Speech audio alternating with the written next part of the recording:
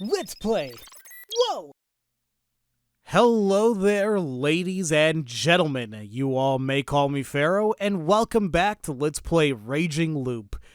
Last time we left off, we began this LP, and we are just a guy we're just hopelessly lost, and we're in this weird mountain path, fell down a cliff, maybe, kinda, and we meet this girl who invites us to her home, and we got drunk. So, yay? It's been eventful. But to say the least, we're just barely getting into this at all. So, as I mentioned at the very end of the last episode, it's probably going to take some time before things get really interesting. But if you're into horror stuff and grotesque things and the werewolf mafia style games, then I guess this is going to be for you. So let's continue. The last thing I remembered was our little, when was the last time you pissed yourself on sleeping talk? I had to tell her about the time I got so drunk I wet my pants in the middle of a boarding house. She laughed so hard that she actually started frothing at the mouth and passed out. That's not good. I woke up with a splitting headache. Well, that sounds like a hell of a hangover. I mean, remember, ladies and gentlemen, if you're going to be drinking excessively, definitely drink water in between your alcoholic drinks. It helps a lot. Oh, man.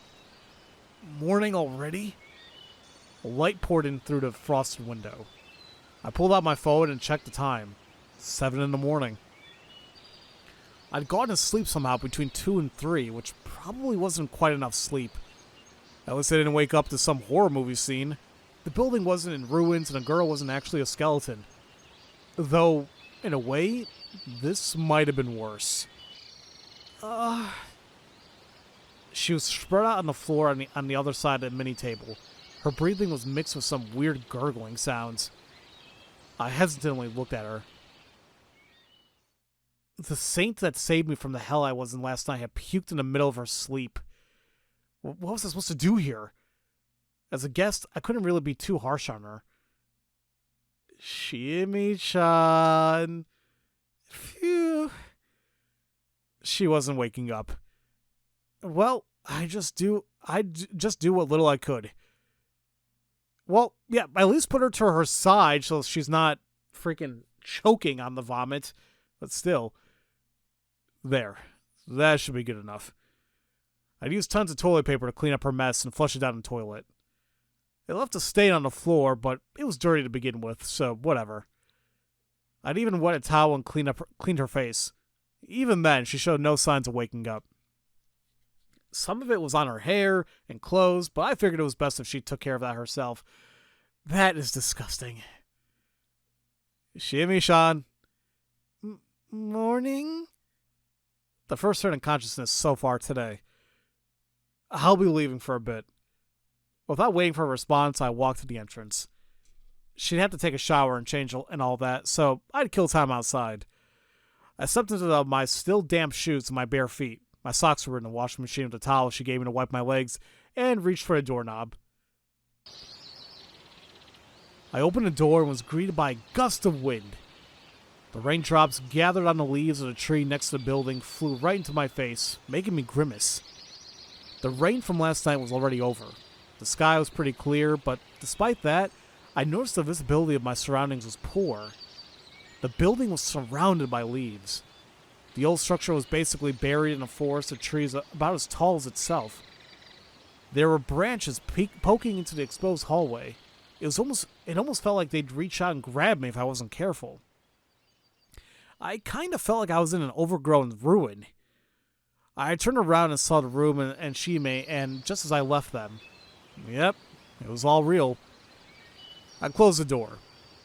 There were other rooms in the building, which made me wonder if they were occupied.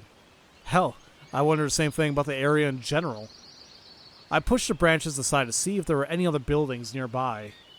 Suddenly, something entered my vision. It didn't feel right. Something that shouldn't have been there. The leaves I moved revealed a woman clad in curious clothing. And red eyes. Wait, aren't you are the little chibi character who told me about how I couldn't upload some stuff, right? The moment I recognized her as such, she opened her closed eyes. Did our eyes meet? Another strong wind. I shielded my face from a spray of raindrops.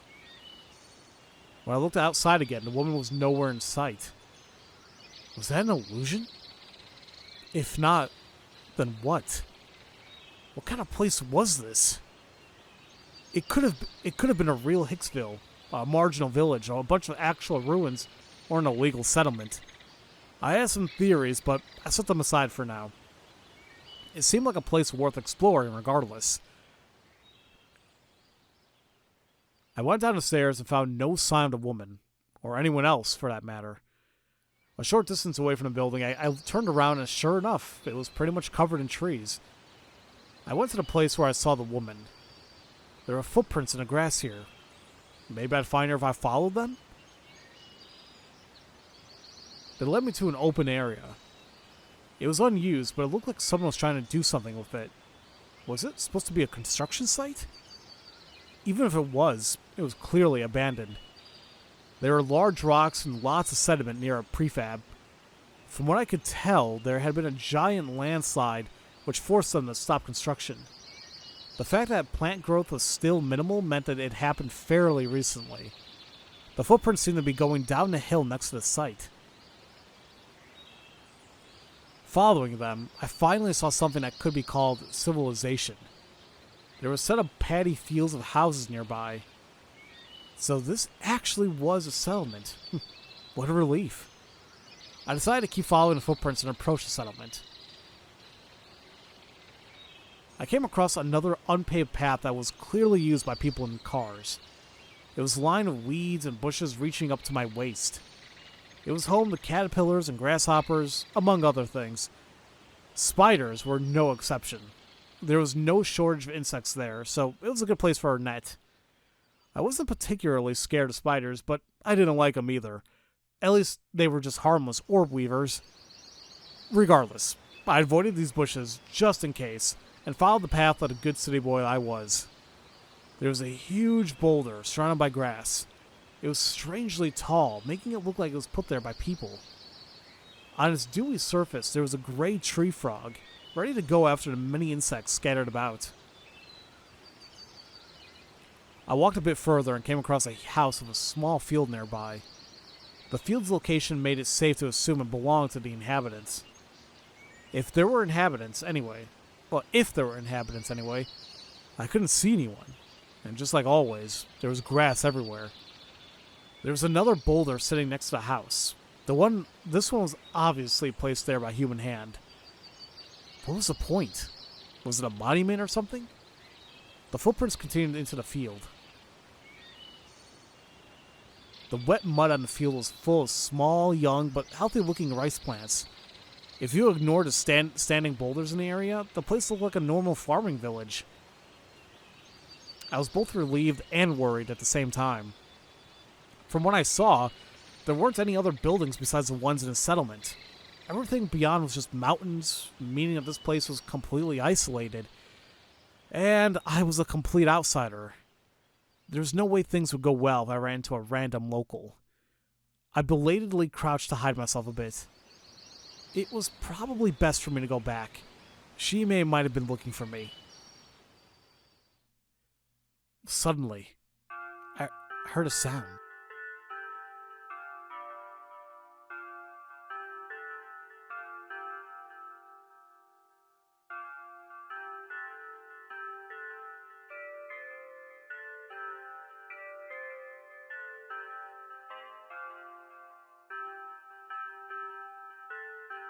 Alright, sorry. I wanted to listen to that because I know it's still going. But this is the theme that plays when you actually open up the game on the menu of the PlayStation. And somebody's singing, actually, too. It is eerie, for sure. And it's kind of eerie that this bell is playing it, too. I looked for its source and found a speaker on a wooden utility pole in the middle of a small plaza. A morning broadcast? I'd never heard this tune before. It was cheerful at first, but had some parts that seemed really dark. I found it unsettling.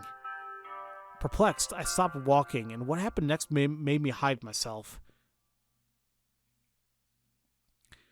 There was a person in the area densely surrounded by houses, but they weren't normal.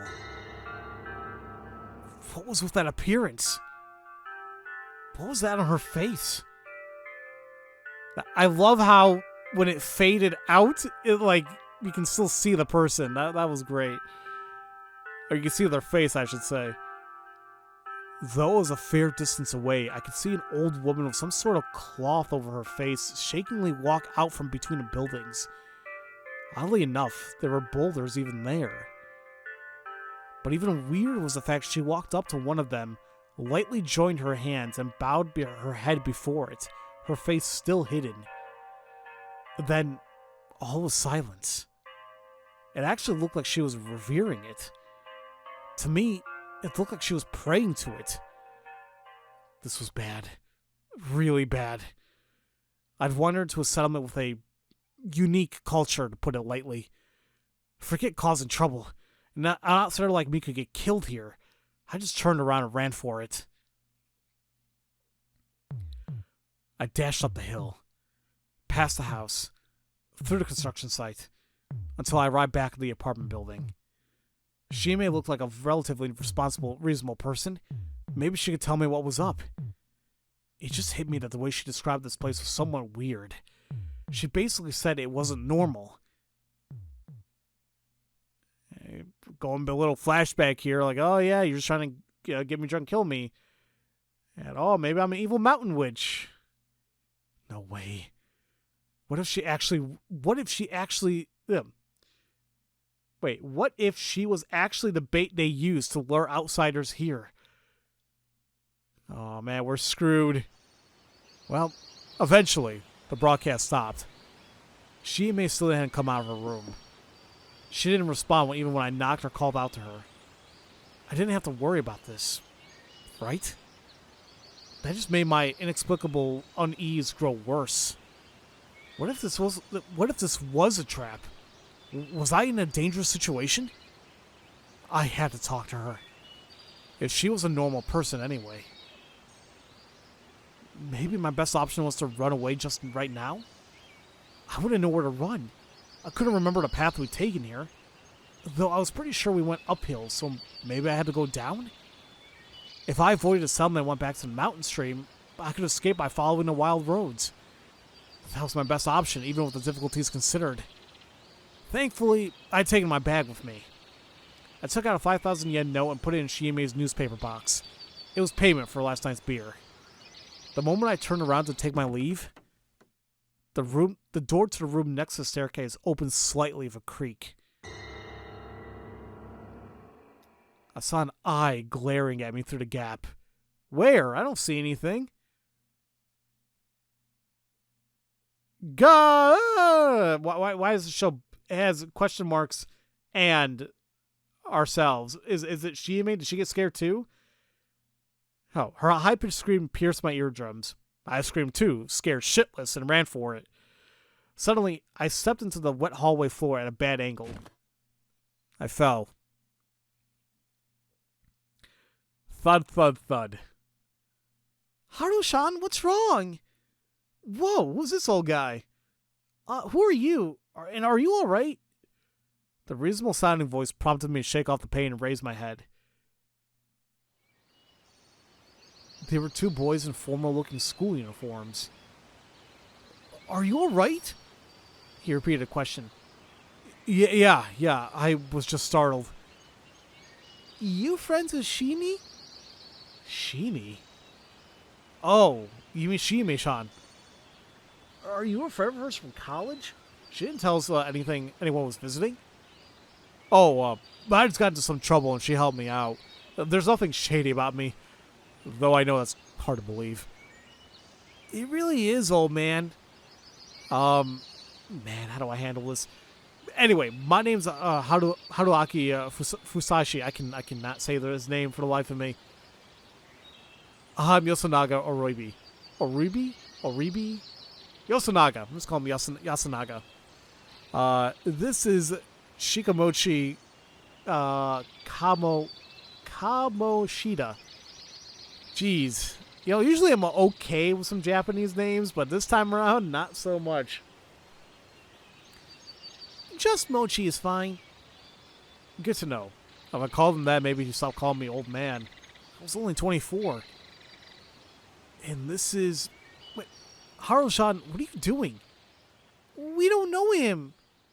Apparently this Haru-san was the same person who looked at me through the gap in the door and screamed.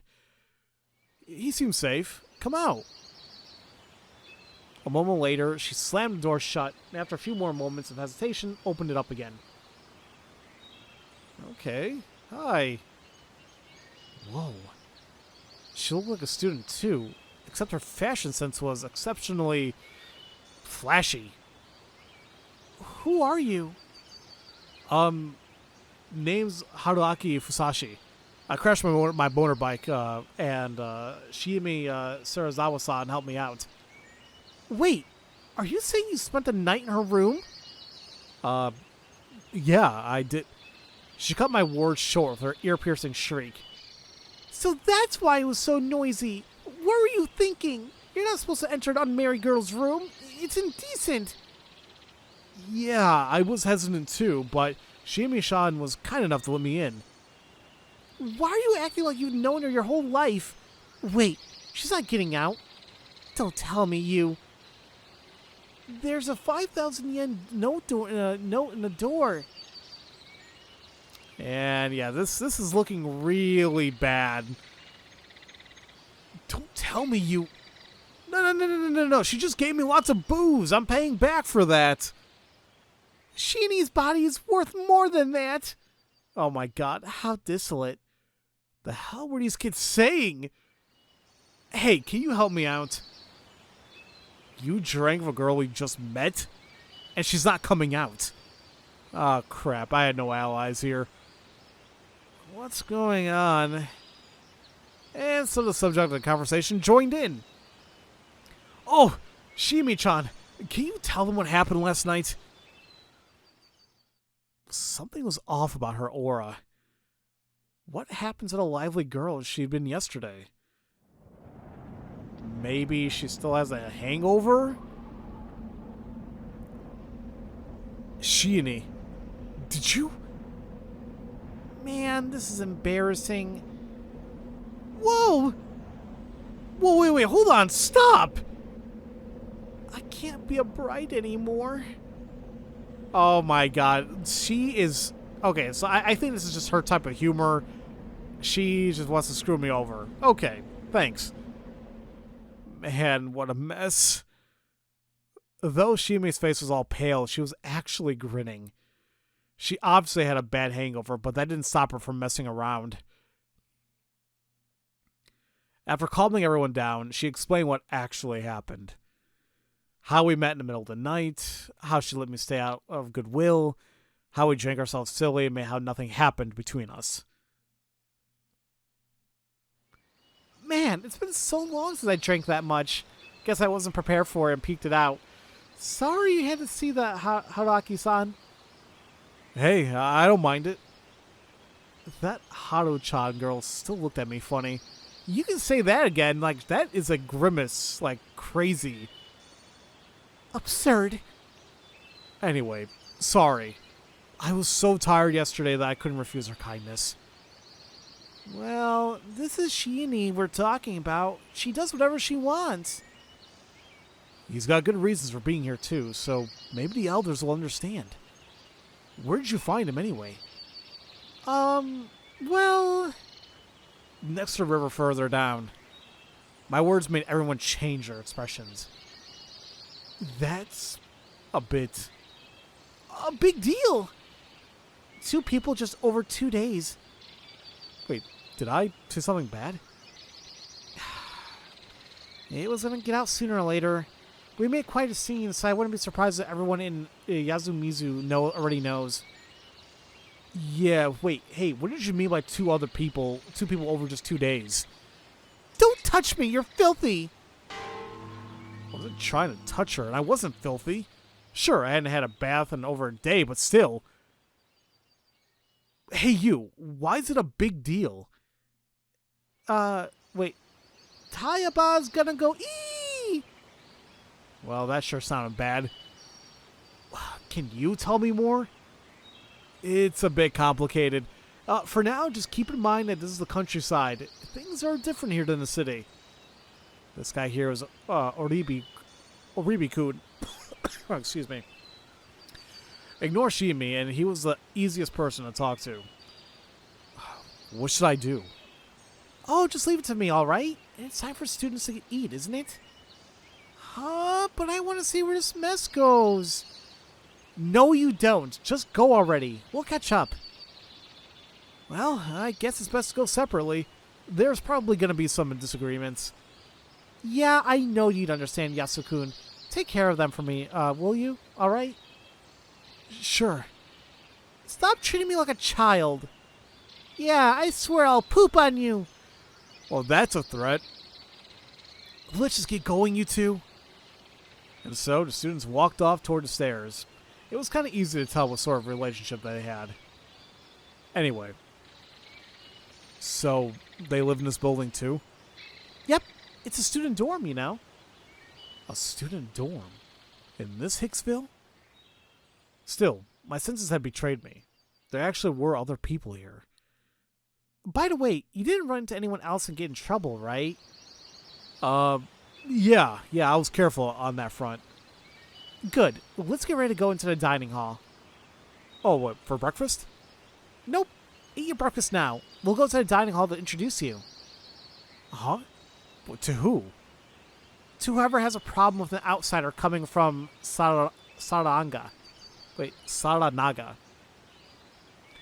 Oh, so like that Teiba person? I'm in your hands then. It's fine. If you're that grateful, keep what happened this morning a secret. Sure thing. What's Saranaga anyway? That river? Yep, the river's called Saranaga Rapids, but the area around is actually called Saranaga. The place has some cultural significance. It does? Yep. They say it's a corrupt place where the dead return from the other side. Oh. So that's why they reacted like that. Any other rules or customs I should be aware of? Oh, there's lots. So just leave everything to me, alright? Gladly. On all fronts. If I may ask, am I in danger? Nope. But you should try to escape before something unpleasant happens to you. And you're going to lay the groundwork for that, huh? Yep. The settlement I'd strayed to was a weird place, but at least the guide was reliable. And she wanted me to leave ASAP, huh? Well, that was depressing. She and me gave me some cup ramen for breakfast. She boiled the water in a small electric kettle. The girl herself was too hungover to eat anything. I did take the opportunity to pay her back for last night's drinks in person, though. Then we made our way to the dining hall. What are these boulders? They're like charms, I guess? They've been here forever. I've never seen anything like them anywhere else. Well, that was supposed to be me.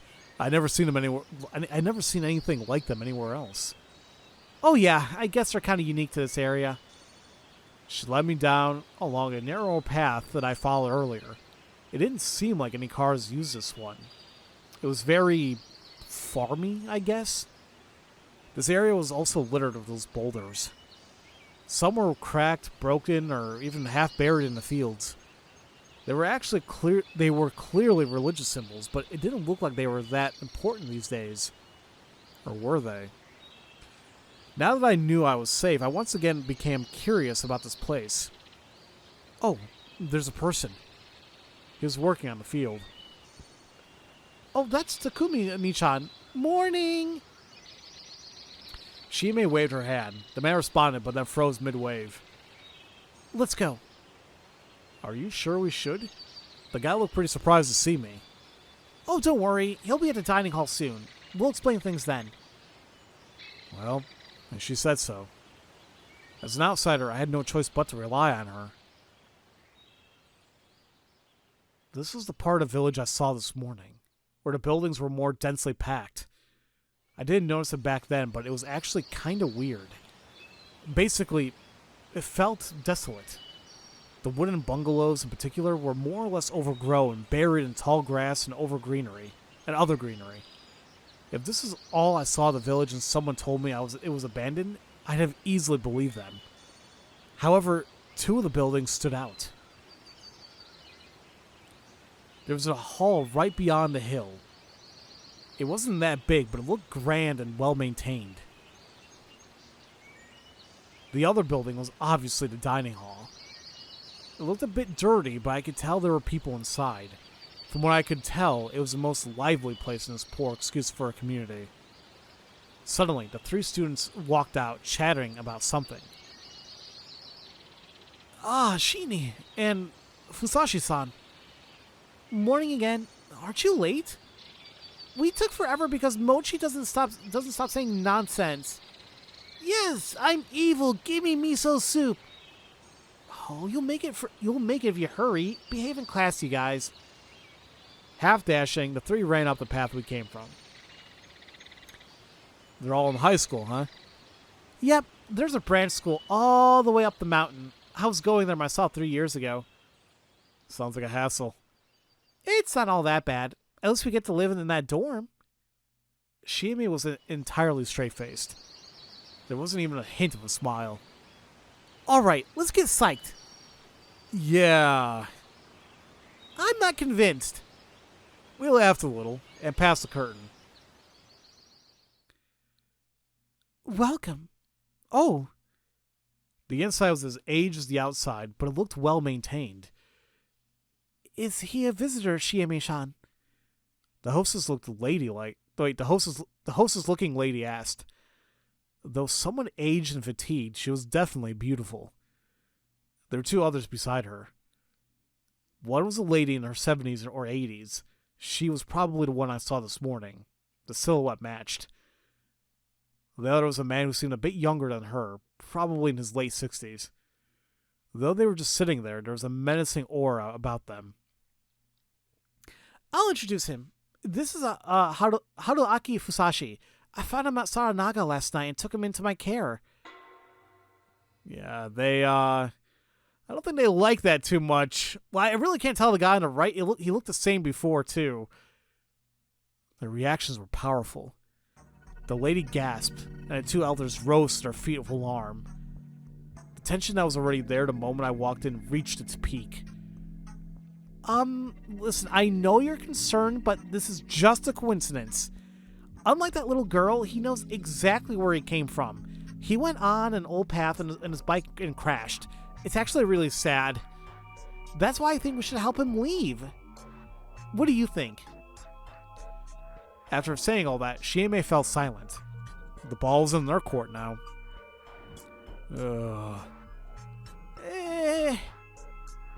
Now that is troubling. The lady voiced a harmless opinion, careful not to upset the old people. It was pretty clear who was in charge. They were elders in more ways than one. Chi-shan, why did you even go to Saranaga at night? I had a hunch, I guess.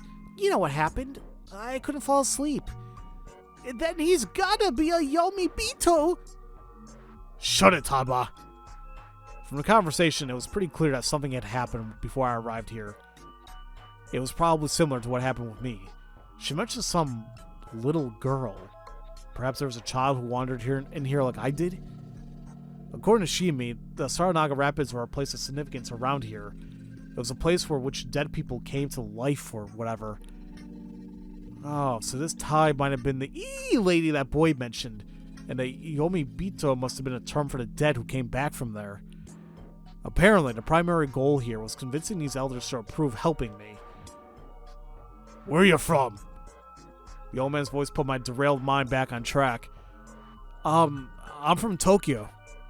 How old are you? 24. Older than Chili, huh? He chuckled. Immediately realized he was taking a jab at me for hiding behind a younger girl. Nice to meet you.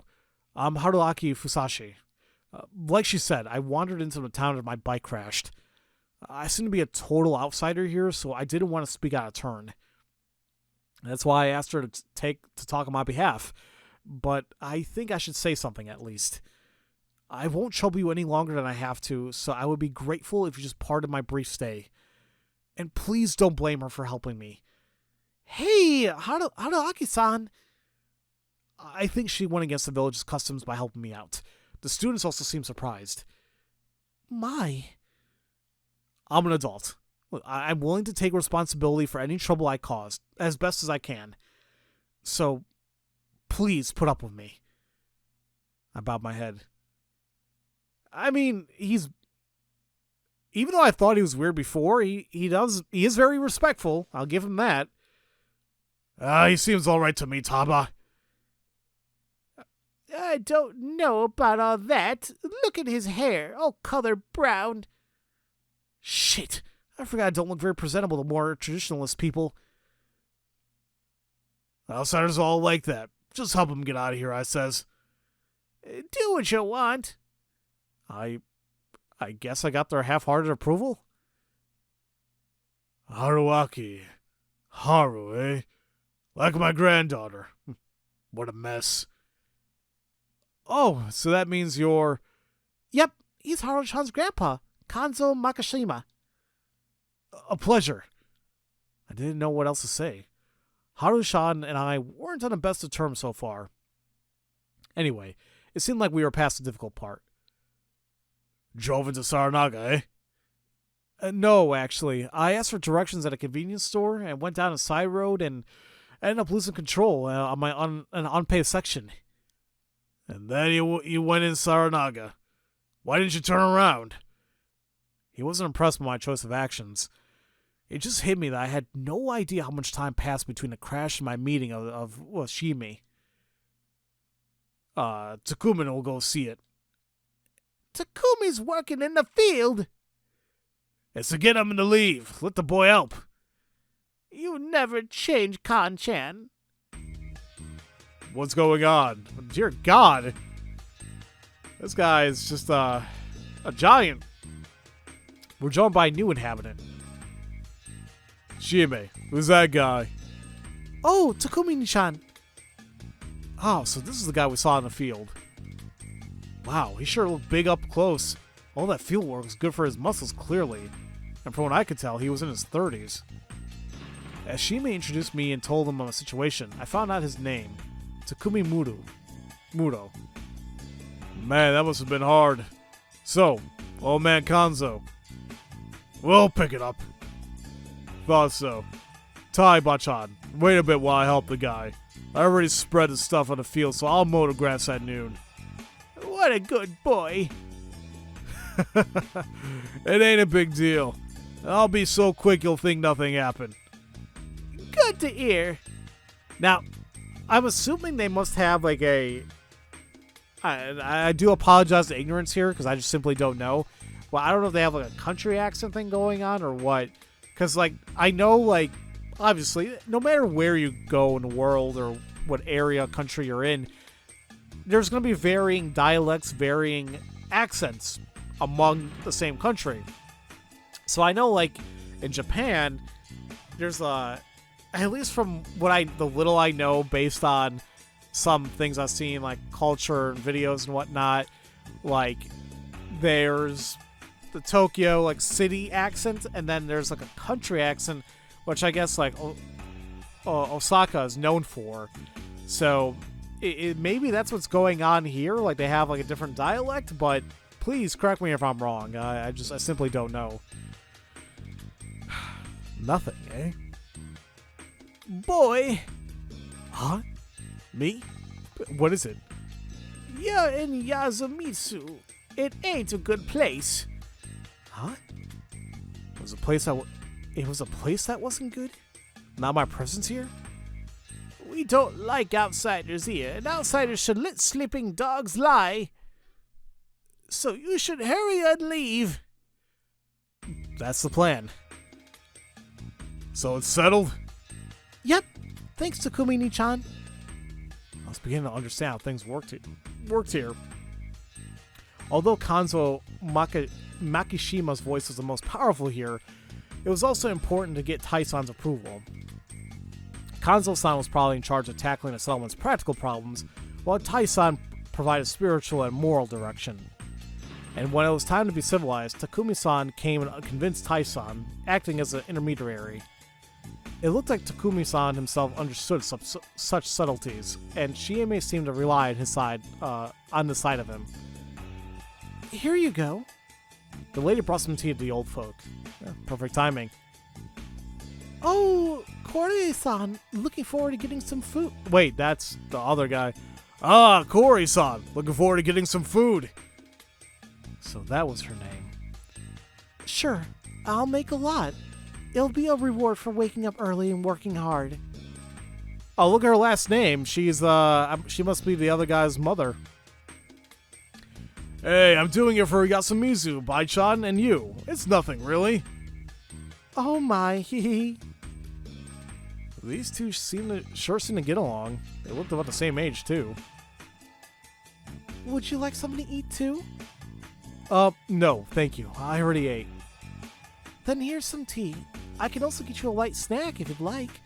What would you say to some onigiri? Oh, that would be... Sorry, can we borrow the phone? We need it quick. Oh. Sure, but why not have some tea first? Thanks, but it's urgent. Let's go, Haruki-san. Sure. It didn't look like I could say no. We went up to the stairs nearby to what seemed like a living space. At the end of the creaky hallway, there was a black rotary phone, a rarity in this day and age. This is the only phone in all of Yasumizu, by the way. Seriously? Oh, and that not a single mobile service provider works in this area. Really? Wait, who do you want me to call anyway? Road service, insurance, stuff like that. And family, if you have to. Oh, that made sense. Hell, I should have been the one to say that. Like I said, it'd be best if you just left as soon as possible, so you should use everything you have. Because outsiders aren't welcome here? Yep. And I shouldn't pry any further, huh? Haruaki-san, I see you catch on quickly. That's good. But you also seem really curious. It shows, huh? Of course it does. Honestly, though, you should avoid sticking your nose into things. Because we'll part ways soon anyway? Exactly. That's kind of sad. Oh? You want my contact info? If you're willing to give. Yay! That makes you guy number 53 on the list. Damn, if that ain't a letdown. We still went on to exchange our info.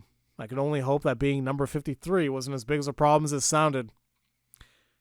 Anyway, I'd still like to know the reason why me being here is such a big deal. I really don't recommend it. But why? Because it'd make me upset. Well, you don't like it here? Yeah, I actually hate it.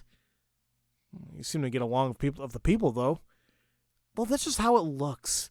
I was a huge problem child, so I kind of feel awkward around the older folk here. And there's tons of things you can't see right away. Oh, but I can't say I actually hate the people. With that, I decided to stop prying about this place any further. I had to back away before she came to hate me.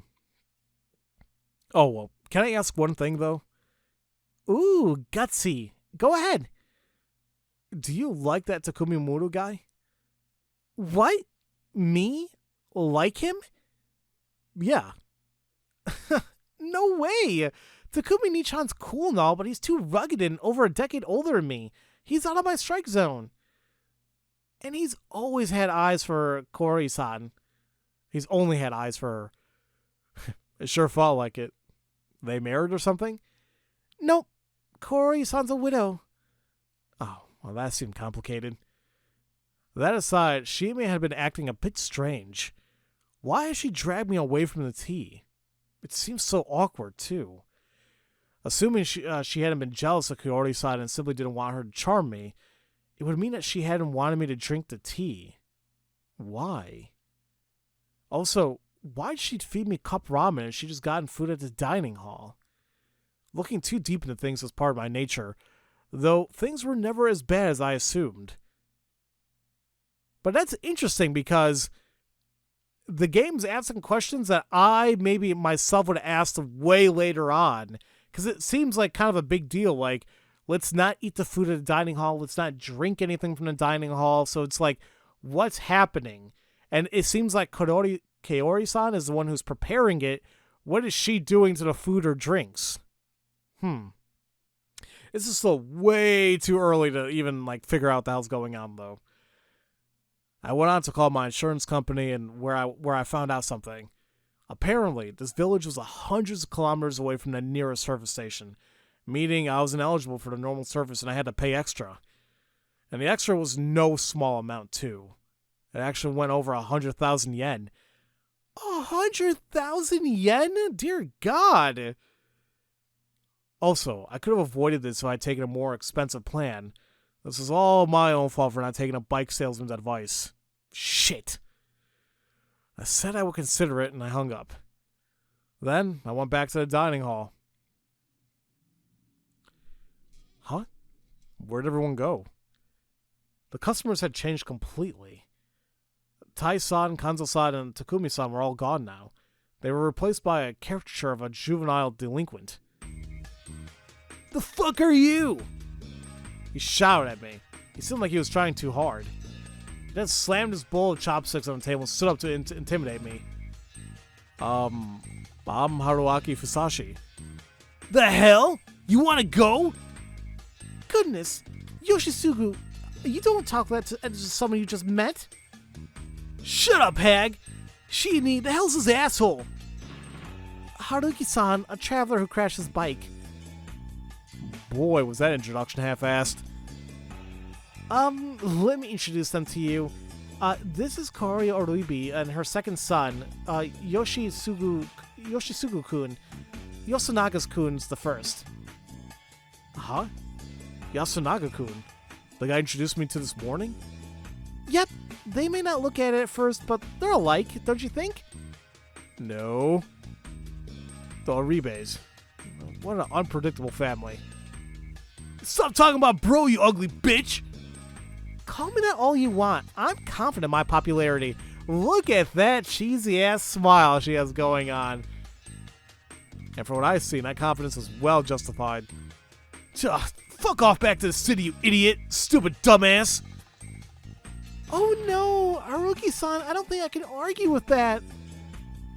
What? You were an idiot? Alrighty then. Stupid! You're stupid! Oh, how mean. Join me, Yoshisugu-kun. Stupid, stupid. Huh? What the hell? Don't talk shit about Shiini. You're pretty conflicted, aren't you? Sorry, Shimi-san. I was just playing. Wow, one nice reversal after another. It takes quite a man to surprise me. I just don't want to lose to you, that's all. Well, you dating or something? Boy, did I wish.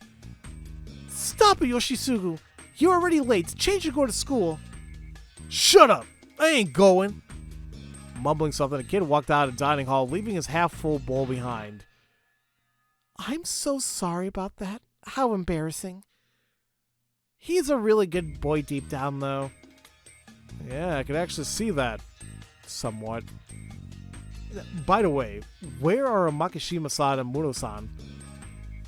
They want to pick up your bike. Oh no, I gotta hurry after them. Hey, you know where it is.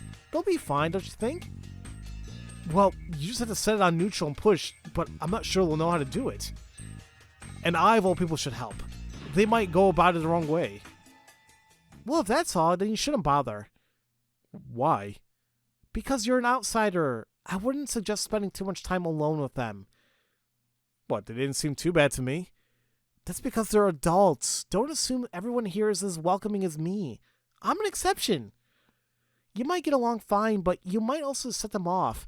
This place is already far from normal. Don't risk making it worse. She's right, I say. They insisted you leave it to them, so that's what you should do. You think so too? Yes, the men here are pretty serious about Yasumizu having its own way of doing things. I could somewhat understand that. A visitor should behave like one. Doing anything more would be uncalled for. It was an old-fashioned way of thinking, but this was an old-fashioned kind of place for sure. Where do we wait then? At my place. Expected as much, but still made me curious. Normally, you'd expect that we wait around and drink some tea right here, so why didn't we? As we waited, Shimi, casually but uncomfortably, told me several things. First, I found out that people here in Yasumizu were a bit on edge right now.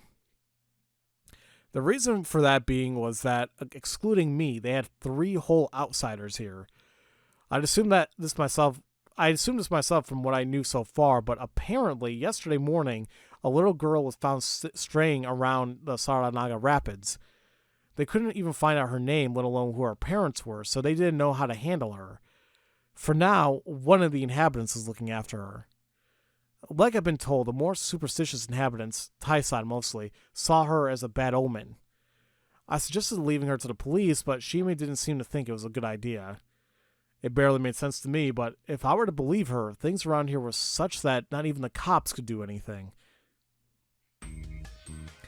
And apparently, the remaining 2 outsiders were a pair of journalists gathering info for a magazine article. Unlike the little girl and I, they come here via the normal route, through Kami Fujiyoshi, which I don't even know if I said that right, and therefore weren't considered a bad omen or whatever.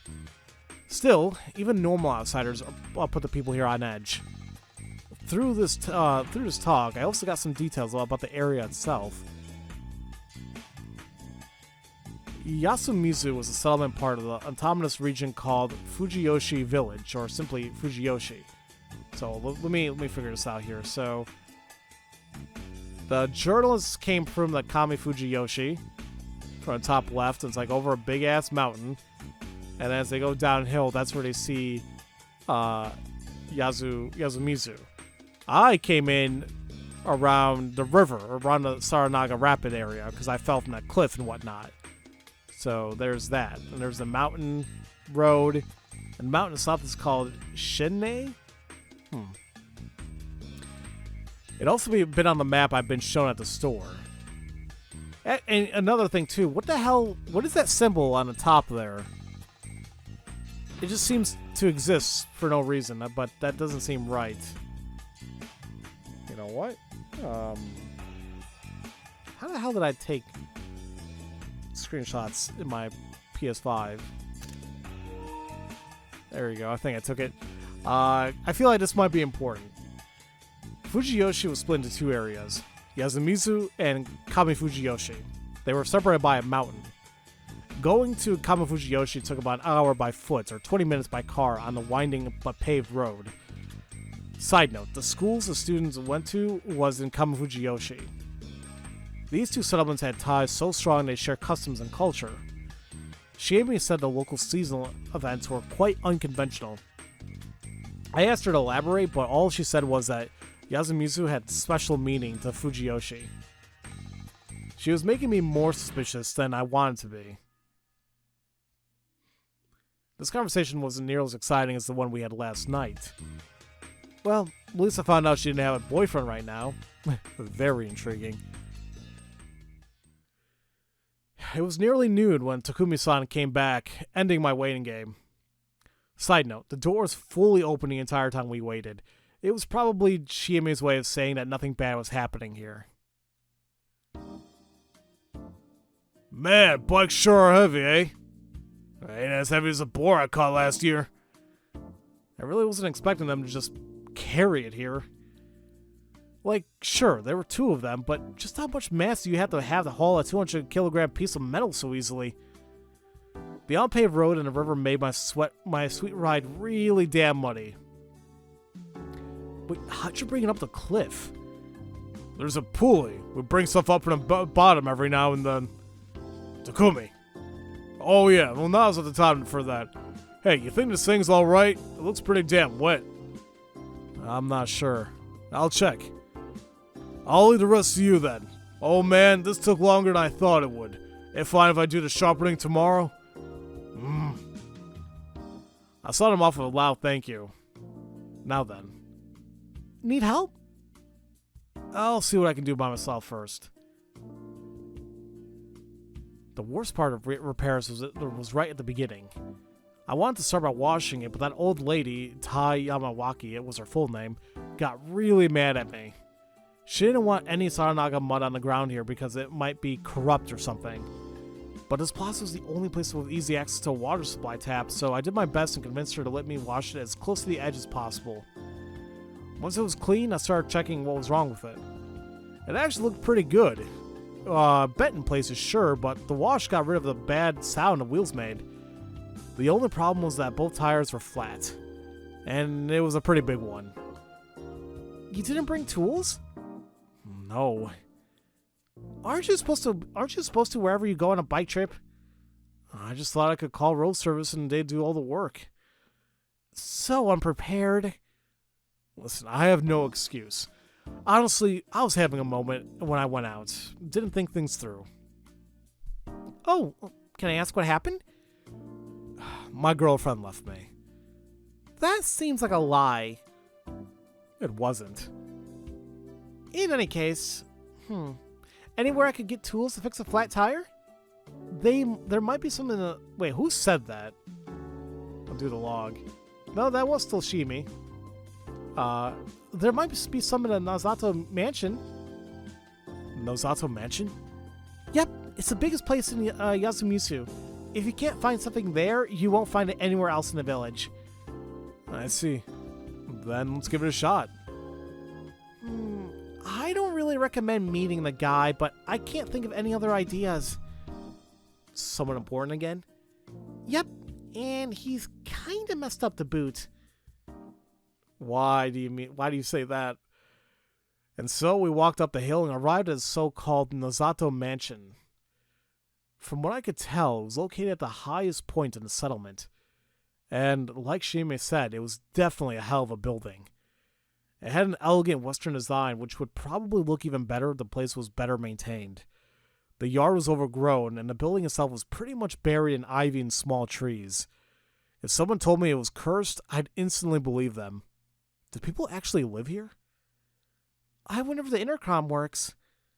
She pressed the button next to the aged iron gate. Yasumizu was a quiet place, so I could easily hear the bell ring inside.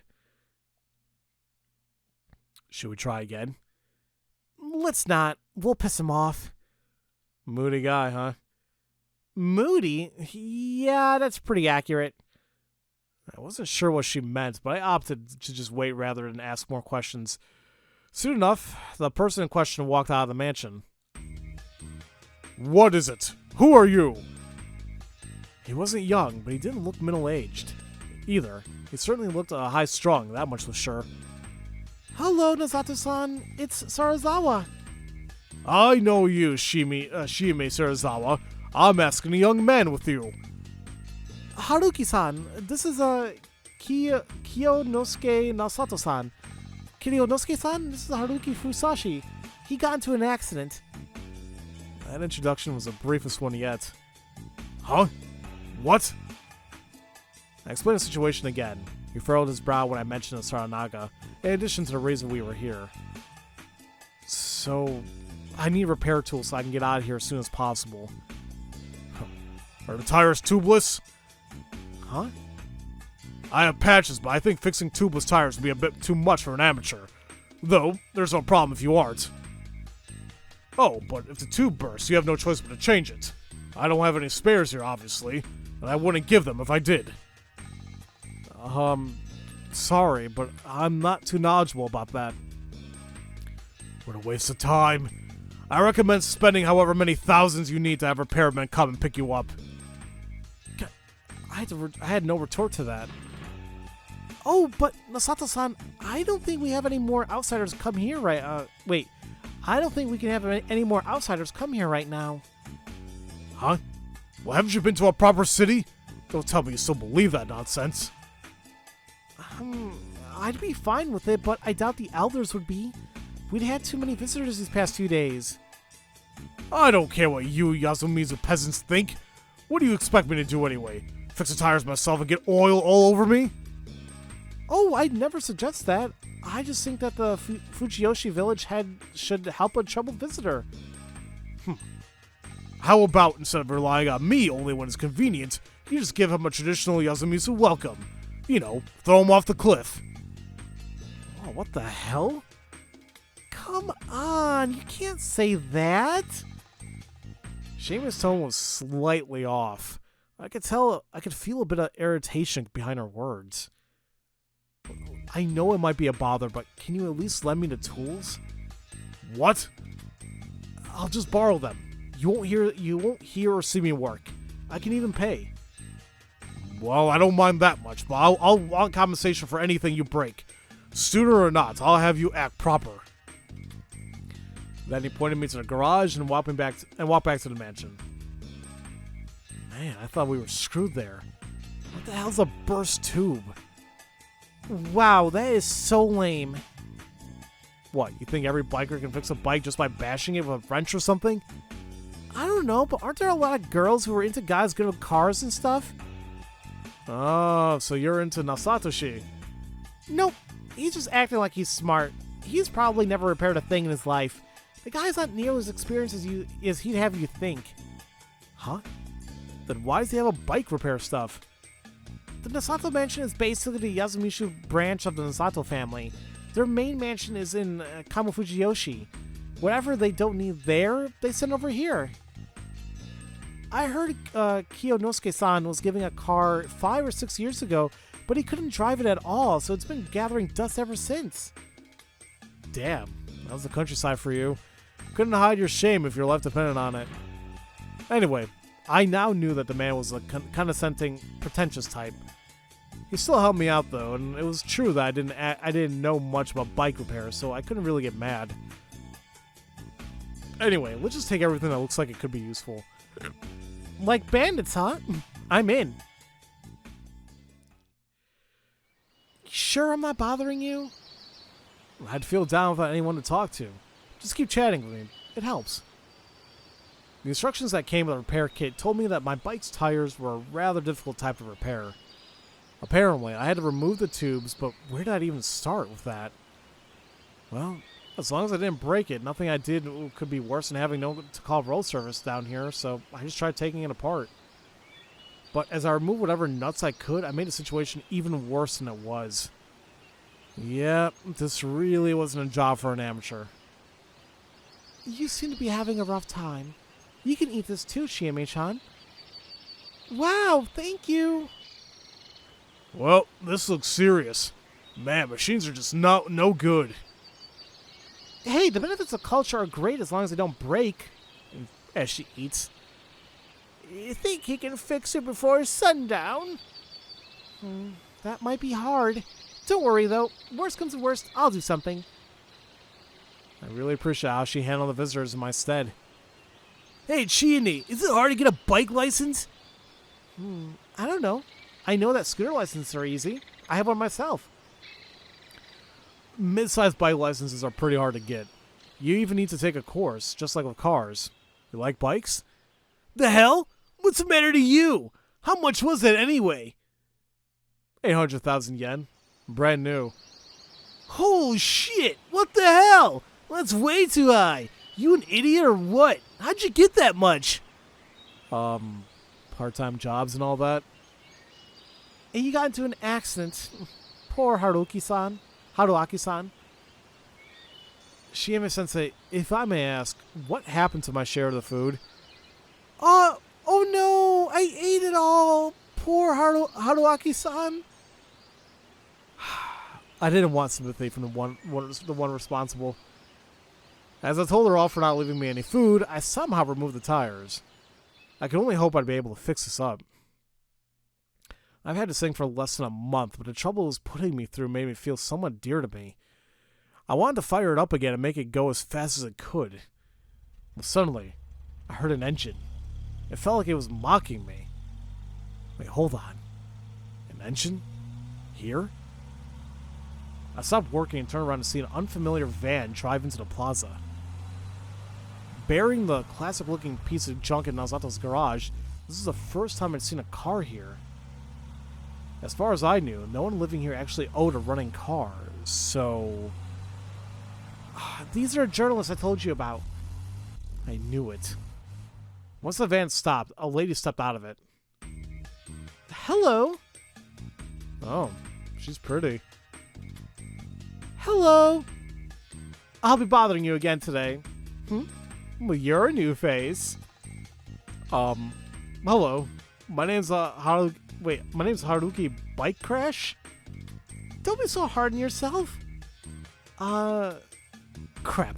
That was no time for an inside joke. I quickly introduced myself properly.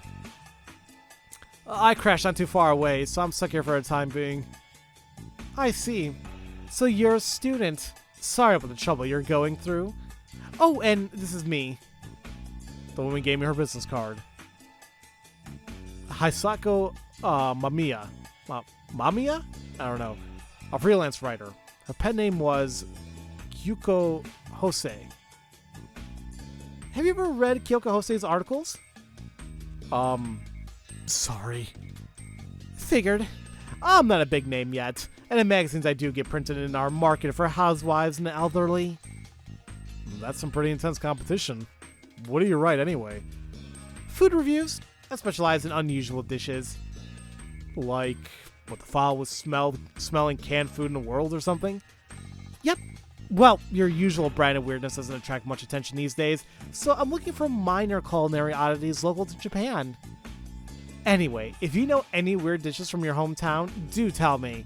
I traveled the length of Japan to give it a try. Well, a student from the lab I frequented once made pork miso soup with a mushroom he found on campus. He had mass hallucinations and... No flashes of brilliance or poisons, please. As we chatted, I became curious. By the way, weren't there two of you? Yes, I'm here with my partner. He just needs some time to... Oh, there he is. I looked at the van and became completely awestruck. It felt like the van had shed its skin or something. That made no sense, but seriously, how did this fit in there? Oh boy, that's a big chungus. He was gargantuan. Takumi-san was something, but this man was the level of a foreign heavyweight wrestler. Though, unlike Takumi-san, this man was primarily fat rather than a muscle. As he walked out of the driver's seat, the van shook wildly. Yudai Hashimoto-san, a photographer. He's way more famous than me. He works in all sorts of fields. I imagine you've seen some of his photos without even knowing it. I didn't even know much about photography, but I was definitely convinced. There was a certain kind of authority or gravity around him. He wasn't saying a word, but I couldn't tell what he was thinking. Nice to meet you. I'm Haruaki Fusashi. Was he even alive? Hello. After a strange pause, he slowly bowed like the moving mountain he was, and greeted me with a voice like a titan. He seemed somewhat difficult to interact with. This is your last day here, isn't it? Yeah. Arabi-san said she'd let me try her price, Shishinari? Shishinari. Whatever. I don't know if an outsider can handle it. Oh, I have my stomach medicine. I'm sure I'll be fine. And so, Mamiya-shi and Hoshimoto-shi walked off to the dining hall. Who would have thought that was such a beauty was a delicacy hunter? I had to admit, that gap was kind of charming. As intrigued as I was, I couldn't waste any more time. I had to fix my bike already. That's a creepy guy. Like, what the hell? Whoa! A lot of things have surprised me here in Yasumizu, but nothing as much as this. Hello? No reaction. At first glance, he looked like a poor man, too senile to think and perceive properly. You need something from me? I made sure to speak as clearly as possible. It didn't look like he understood. I figured it was best to just ignore him and resume the repairs, but... Coming! I looked at him again. He was still standing there like his soul and brain had left his body. A vacant stare, yellowed eyes, half open mouth covered in saliva. Coming! He spoke again. What's coming? What? His voice was too hoarse to even make out. But come again? I placed my hand against my ear. I don't like him getting closer to me like that. He finally understood that what I wanted and prepared to whisper something. I brought my ear closer and... The wolf is coming! The hell? The sudden shout caught me completely off guard and made me fall to the ground. He looked down at me, laughing. He clapped and opened his half-toothless mouth into a wide smile. The wolf is coming! The wolf is coming! He bent his body in a weird way, laughed like he was convulsing, turning around, and just left. Haruaki-san! Oh, I'm too late. Shiemi had joined the journalists and only just came back. Late for what? Gramps over there loves messing around with strangers like that. Wait, that's your grandpa? No. I don't even know his name. He's been in Yasumizu forever, and he's always like that. It felt less like he was just messing around, more like he's a bit touched. Yep, everyone calls him the old man who cried wolf. Named after the boy who cried wolf, I presume. Doesn't work as well, though. Wolves, huh? As far as I knew, there was no wild wolves in Japan. There used to be, but after the last sighting in either the Meiji or Showa era, they've been considered extinct here. Modern Japan's image of wolves came from Western fairy tales and the like. It wasn't linked to anything in our culture or life. Even the boy who cried wolf was a Western tale. Did his brand of insanity make him repeat the tale or something? A bit weirded out by the circumstances, I went back to repair my bike. Okay. And I would actually continue, but not only is it getting late, but even my voice is getting a little blah. And it's been over an hour, so there's that. But before I do go out here, I do want to see, like, where am I at in terms of this? I'm just gonna keep going. What I am curious though is, like, I know, like, we have these blocks here, and it's like are they just gonna stay like blank like this, or does something happen? It's just simply just a marker, like, yep, that's what all this is. So either way, but that's where we are. I'm gonna make sure I also save. I know there is an autosave, but I want to save as well myself, you know. And so yeah, it seems like there's going to be quite a bit here. I mean, we're only on number 2, Dense Mist, and God knows how many numbers there's going to be. I did not look up to see how long this game actually is. And you know what? While I'm talking to you guys, I guess I could look it up, because I'm curious, because I thought it was going to be like, you know, I don't know, maybe like 20 or so hours. But the game itself kept saying, like, it's going to be obscenely long. I was like, really? Oh, holy crap. So according to howlongtobeat.com, it seems like this game, the median for an average playthrough, like going through the main story, is about 24-25 hours. However, to do, like, the main story and extras is like 36.5 hours, and then to do I guess like a completionist run, around like 40 something hours. So, and knowing the pace that I go through, I don't know. I don't know how long this is gonna take me, but this LP might last like a good while. I was joking saying that this is gonna go until Christmas, but I have a feeling that it probably will literally take that long, knowing my scheduling set up and how I upload my videos and whatnot. So that should be fun, but that's okay. I mean, I know like we really haven't gotten into anything just yet, but as I mentioned, I think we're going to get there. It seems like we introduced a good amount of characters. There's probably more out there, but once again, I'm just curious to see how this is going to get going. So, as usual, thank you all so much for watching, and I'll see you all next time for Let's Play Raging Loop. Love you all so much. Have a great day.